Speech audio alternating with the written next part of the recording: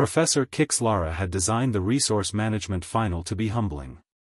28 students stood in a massive scrapyard on the industrial moon of Theta 9, surrounded by mountains of discarded technology from a dozen different civilizations. Broken power cores, corroded hull plating, dead circuitry, obsolete machinery, the refuse of galactic progress. "You have 3 days," the six-eyed instructor announced. "Build a functional shelter using only materials from this scrapyard. No requisitioning new supplies. Survive the lunar nights, temperatures drop to -40 degrees. Those who fail will repeat the course." The students dispersed with varying degrees of confidence. Vrelians began sorting through intact components, looking for reusable tech. Korthians tried to restore power to old environmental systems. Zephyrites searched for materials they could restructure with their crystalline manipulation. Maya Rodriguez walked through the scrapyard with a completely different expression, the gleeful look of someone who just entered a free hardware store. "The human appears, excited?" Professor Kixlara's teaching assistant observed. Maya was more than excited. She was in her element. Growing up in the Detroit reclamation zones, she'd learned to build everything from spare parts and salvage.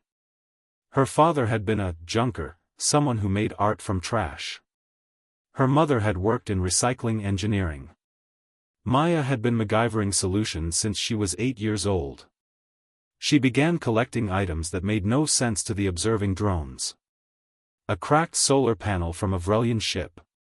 Thermal piping from a broken Korthian heating system. Insulation foam from old storage containers. Hull plating with warped edges. A defunct battery core that still held a weak charge. Even a pile of metal shavings. By hour 12, while other students struggled to make basic shelters from intact components, Maya had constructed something extraordinary. The frame came from dismantled cargo containers, welded together using a makeshift torch she'd built from a broken cutting laser.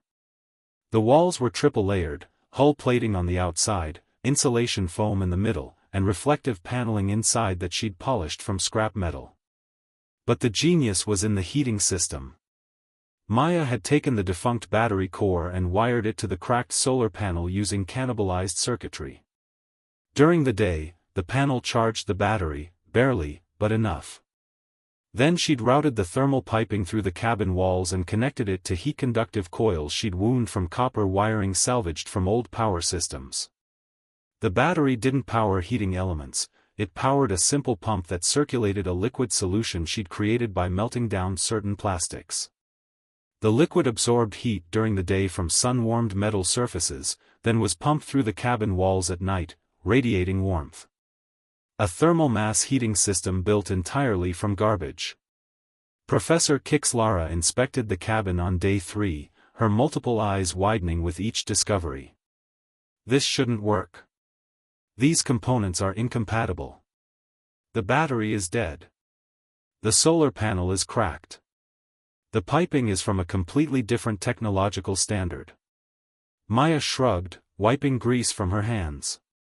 "Professor, humans have been making incompatible things work together for centuries. We call it jury-rigging. Half the technology on Earth started as someone forcing two unrelated systems to cooperate." She pointed to her cabin. "That battery is 20% functional, but 20% is enough if you design around it. The solar panel is cracked, but it still generates some current if you wire around the damaged cells. The piping doesn't fit standard connections, so I made adapters from smelted scrap.